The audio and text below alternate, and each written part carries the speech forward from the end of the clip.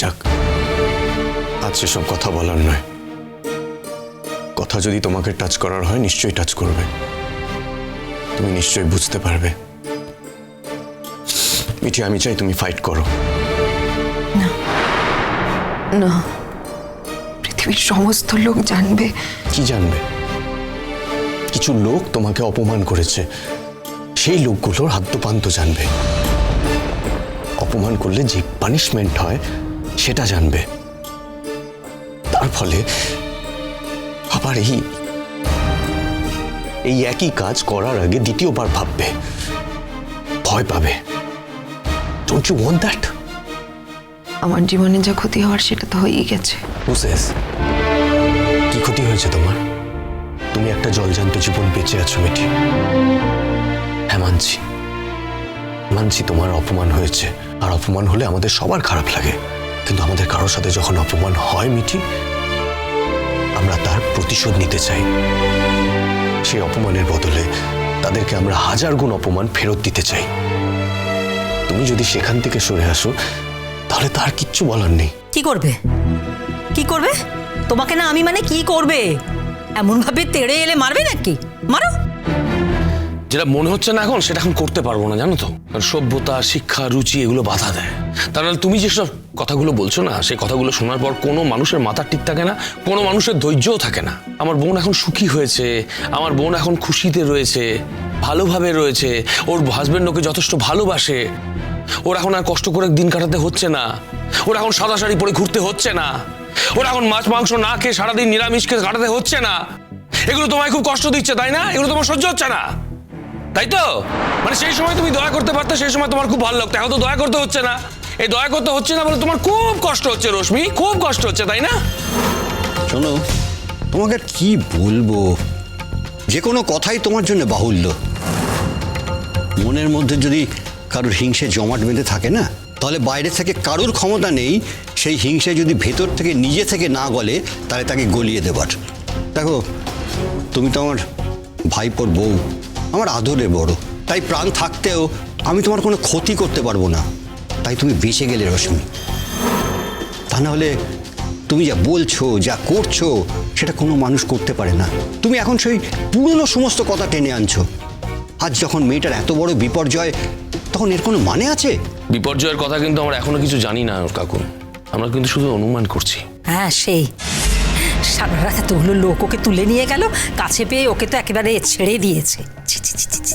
রশ্মি, ক্ষতি যদি হয়ে থাকে তো আমার মেয়ের হয়েছে, তোমার কি হয়েছে? তোমার কি সেরা তো জ্বালা? তুমি তো শান্তি পাচ্ছ মনে মনে। সারাটা জীবন ধরে তুমি আমার মেয়েকে হিংসে করেছো। ও তোমার কি ক্ষতি করেছে জানি না, তবু একটা দিনের জন্যেও তুমি ওকে ভালো চোখে দেখোনি। অথচ আমার মেয়ে না তোমার জন্য মরে যায়। মৌকে ও কত ভালোবাসতো, ছোটবেলা থেকে বাড়িতে নিয়ে গিয়ে কত রেখেছে। একটা জিনিস নিজের জন্য যদি কিনতো না, তোমার জন্যও একটা জিনিস কিনতো। আমার মেয়ের একটা মাত্র বৌদি তুমি, অথচ সেই তুমি চিরদিন ওকে হিংসে করে গেলে। কিসের তোমার এত হিংসে রশ্মি ওর উপরে? প্রসূন তোমায় কি দিতে পারে না বলো তো? আমরা তোমায় কি দিতে পারি না? এত কিছুর পরেও আমরা তো তোমার সঙ্গেই আছি। চাইলে তো আমরা আলাদা থাকতে পারতাম। এই যে বাড়ি, এ তো আমাদের, তোমার শ্বশুর মশাইয়ের, আর তার পেনশনের টাকায় আমাদের দুজনের দিব্যি চলে যেত। আমরা তো একবারও বলিনি, আমরা অনেক কিছু সহ্য করে নিয়েছি, কিন্তু কখনো বলিনি রসুন তুই তোর বউকে নিয়ে যা, বাইরে চলে যা, বাইরে গিয়ে থাক। মেনে নিয়েছি, ভেবেছি একটা মাত্র তো ছেলের বউ, তাকে আমাদের সঙ্গেই রাখি। সে যেমনই হোক, আমরা তাকে আমাদের সঙ্গে রাখবো। তুমি কি মনে করো রশ্মি, তোমাকে পেয়ে আমরা খুব খুশি হয়েছি? হইনি তো। ছাড়ো বৌদি, ছাড়ো। যদি এই পর্যায়ে চলতে থাকে, তাহলে আমার যে ফ্ল্যাট আছে আমি তোমাদের নিয়ে সেখানে চলে যাব। আপনাদের আমি কি বলেছি? আমাদের আর কি বলতে বাকি রেখেছো? মিঠিকে বলা মানে কি আমাদের বলা নয়? বুড়িমাকে বলা মানে কি আমাদের বলা নয়? কাকু, মা তোমরা তো সবাই চলে গিয়ে বাঁচতে পারবে, আমার কি হবে বলো তো মা? আমাকে তো এর সঙ্গে থাকতে হবে সারাটা জীবন। দয়া করে মা, কাকু প্লিজ এই অভিশাপটা আমাকে দিও না, প্লিজ ওর সঙ্গে আমাকে একা থাকতে দিও না, এটা আমি অনুরোধ করছি তোমাদের। তোমরা আছো বলে এখন ওই বাড়িটা বাড়ি আছে, এ বাড়িতে ফিরতে ইচ্ছা হয়, এই বাড়িতে থাকতে ইচ্ছা হয়। তোমরা না থাকলে এ বাড়িতে কেন কি করি আমি? না না, তুমি বাড়িতে ফিরলে কি করি আমি যে তোমার বাড়িতে ফিরতে ইচ্ছে করতো না? আসলে কি জানো তো, সেটা সত্যি কথা নয়। সত্যি কথাটা হচ্ছে তোমার মনের ব্যাপারে সারা জীবন আমি কিছু বললেই তোমাদের মুখ ফুলে একেবারে এত বড় হয়ে যেত। খুবই স্বাভাবিক। ওরা একটা ভাই একটা বোন, ছোটবেলা থেকে একসঙ্গে বড় হয়েছে, পিছোপিছি ভাই বোন দুজনে। বোন তোমার খায়ও না পরেও না। এত বড় অঘটনের পরেও কিন্তু সে থাকেনি। তাহলে বলো তো, কিসের জন্য তোমার গায়ে লাগে এত ওর জন্যে? কিসের তোমার এত রাগ ওর উপরে? কেন তুমি ওকে সহ্য করতে পারো না রশ্মি? তো দাদা হয়ে প্রশ্নের খারাপ লাগবে না? ওর তো খারাপ লাগাটাই স্বাভাবিক।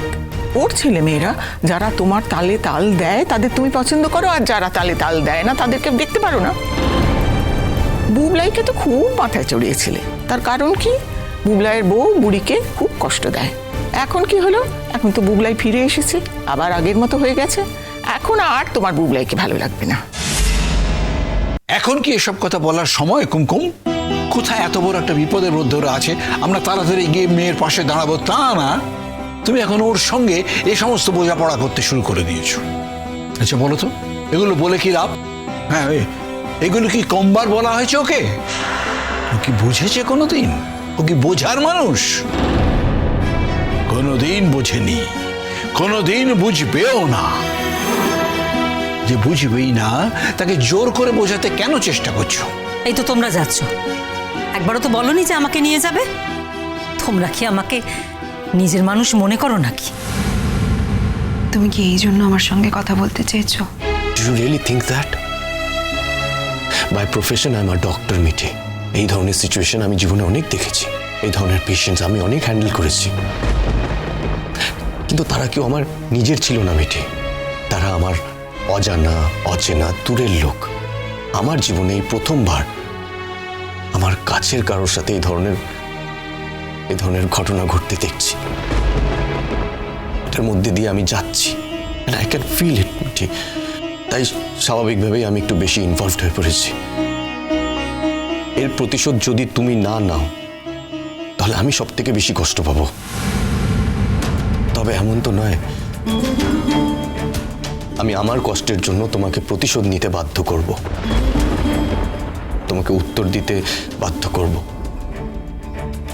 এই অপমানের উত্তর দিতে তোমার নিজের যদি ভেতর থেকে আগুন না জ্বলে, আমি সেই আগুন জ্বালাতে পারবো না মিঠি।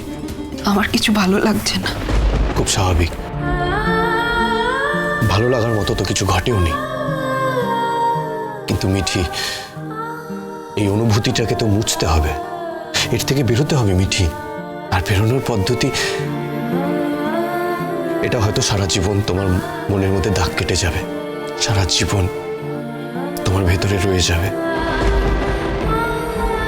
তুমি বেরোতে পারবে না। কিন্তু অন্তত কিছুটা তুমি চেষ্টা করলে বেরোতে পারো। তার মধ্যে প্রথম সেটা হলো ওদেরকে এমন শাস্তি দেওয়া যাতে জীবনেও ওরা আর স্বাভাবিক জীবনে ফিরতে না পারে, স্বাভাবিক জীবনের মধ্যে আসতে না পারে। এই জীবনের মধ্যে যেন ওরা আর কিচ্ছু খুঁজে না পায়। আর এই শাস্তি কে দেবে ওদের? আইন দেবে, প্রশাসন দেবে, বিচার ব্যবস্থা দেবে। আর তার জন্য এইসব নিয়ে আমাকে কতদিন থাকতে হবে?